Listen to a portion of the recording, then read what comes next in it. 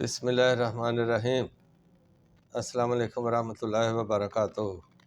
جی بھائیو، دوستو، بچیوں، آج میرا موضوع ہے پٹھوں کی کمزوری۔ پٹھوں کی کمزوری ایک خاص بیماری ہے، پٹھوں کی کمزوری کی بیماری۔ سادہ لفظوں میں بات کرتا ہوں تو اس بیماری کا نام ہے ویسے سارکوپینیا، انگلش میں اس کو سارکوپینیا کہتے ہیں۔ یہ سارکوپینیا پٹھوں کی کمزوری یہ بیماری ہے، اس کی میں بات کرتا ہوں۔ لیکن سب سے پہلے میں عام بات کرتا ہوں کہ اکثر لوگ کہتے ہیں جی کہ میرے پٹھے درد کرتے ہیں، میرے پٹھے دکھتے رہتے ہیں۔ تو اس کی وجہ پہلے ہم دیکھ لیتے ہیں کہ بھئی اکثر لوگوں کے پٹھے درد کیوں کرتے ہیں۔ اگر تو نوجوانوں کے پٹھے درد کرتے ہیں، عام طور پر جوان بندے ہیں 40 سال سے پہلے، جب 50 سال سے پہلے بھی پٹھے درد کرتے رہتے ہیں، تو پھر ان کو پہلے دیکھنا چاہیے کہ ان کی بیٹھنے کی پوزیشن جو ہے، وہ جو کام کرتے ہیں بیٹھ کے کرتے ہیں یا کھڑے ہو کے کرتے ہیں، تو ان کا جو بیٹھنے کا انداز ہے اس پہ ان کو غور کرنا چاہیے۔ اگر ایک ہی جسم میں، جس طرح میں اب ویڈیو بنا رہا ہوں، اگر میں اسی انداز میں ہی 2-4 گھنٹے بیٹھا رہوں گا تو ظاہر ہے میرے گردن کے پٹھے جو ہیں اور وہ ایک ہی سمت میں رہ کے تو وہ پھر دکھنا شروع ہو جائیں گے۔ تو ایک تو یہ چیز نوٹ کرنی چاہیے کہ اگر ان کی بیٹھنے کی پوزیشن غلط ہے یا ایک ہی طرح وہ بیٹھے رہتے ہیں تو اس میں تھوڑا سا وقفے سے اس میں بدلاؤ کرتے رہنا چاہیے۔ دوسری چیز کہ اگر اس ایج میں، جوانی کی ایج میں ہی پٹھے درد کرتے ہیں 50 سال سے پہلے، تو اپنی غذا کی طرف توجہ دینی چاہیے کہ غذا میں جو ہماری پٹھوں کی ضروریات ہیں، پٹھوں کی جو ضروریات ہے وہ مین ہوتی ہے پروٹین۔ تو پروٹین لازمی نہیں ہے کہ ہمیں گوشت سے ملے، گوشت سے ملتی ہے، وافر ملتی ہے، لیکن دالوں میں بھی بہترین جو ہے وہ پروٹین ہوتی ہے، نٹس میں، گرینز میں بہت اچھی پروٹین ہوتی ہے، تو وہ پروٹین جو ہے ہمیں وہاں سے بھی لے لینی چاہیے۔ اور تیسری چیز یہ ہے کہ اگر کوئی لوگ کام بھی نہیں کرتے اور ایک سمت میں بھی نہیں بیٹھتے اور وہ جناب کہتے ہیں کہ ہمارے پٹھے درد کرتے رہتے ہیں، تو اور ایسے لوگوں کو غور کرنا چاہیے کہ آیا وہ کوئی حرکت بھی کرتے ہیں یا کھا لیا، پی لیا اور لیٹ لیا، سو لیا، یہی کام کر لیا، اس طرح تو پٹھے درد کریں گے۔ تو ایسے لوگ جو بالکل لیزی ہیں، سست ہیں، ان کو ہمیشہ صبح کے وقت فجر کے بعد تھوڑی بہت ایکسرسائز بھی کرنی چاہیے، اور یہ جو ایکسرسائز کریں گے اس سے پٹھے انشاءاللہ تعالی ٹھیک رہیں گے۔ السلام علیکم۔ وعلیکم السلام ورحمۃ اللہ۔ بیٹھ جائیں آپ ادھر بیٹھ جائیں۔ اچھا جی، چلو بھائی، میں مطلب پہ بناتا ہوں ویڈیو، تو پیشنٹ بھی آ گئے ہیں، کوئی بات نہیں، وہ بیٹھے تو میں کمپلیٹ کر لوں جلدی۔ اچھا جی، اب تیسری بات یہ ہے کہ یہ جو سارکوپینیا بیماری ہے یہ کب شروع ہوتی ہے؟ عموماً یہ 70 سال کی عمر میں جا کے شروع ہوتی ہے، اور کسی بعض ممالک میں تو 80 سال میں۔ تو اگر ہماری غذا صحیح ہے، ہم روز ایکسرسائز کرتے ہیں، ورزش کرتے ہیں، اپنی صحت کا خیال رکھتے ہیں، تو پھر یہ ہمارے پٹھے ٹھیک رہتے ہیں۔ سارکوپینیا کیا ہے؟ یہ ہمارے جو جسم میں شکست و ریخت ہے، جو ایج کے ساتھ ساتھ پٹھوں میں کمزوری آتی ہے۔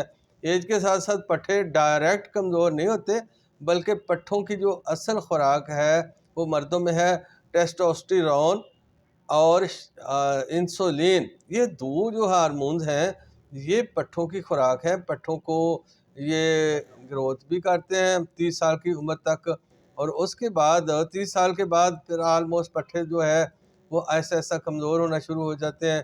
ان کی جو انٹرنیشنل رپورٹ کی ریشو ہے وہ تو ہے 3 سے 5% سالانہ، لیکن ہمارے تو جناب بہت تیزی سے یہ گراف گرتا ہے کہ ہم ورزش کرتے نہیں ہیں اور خوراک ہماری ٹھیک نہیں ہوتی، اور کئی اور ہمارے جو جس طرح میں نے کہا کہ ہمارے کام کے انداز بھی ٹھیک نہیں، تو ان سے پھر پٹھے کمزور ہوتے ہیں۔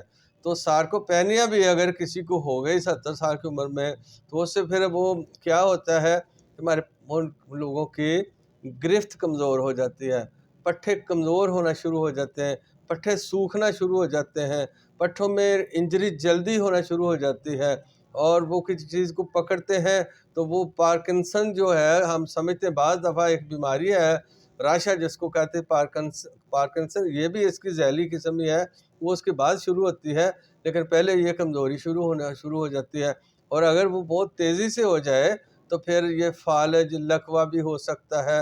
اور اسی طرح پٹھوں کی یہ تو ایک یہ ہماری جو سارکوپینیا بیماری کی علامات ہیں۔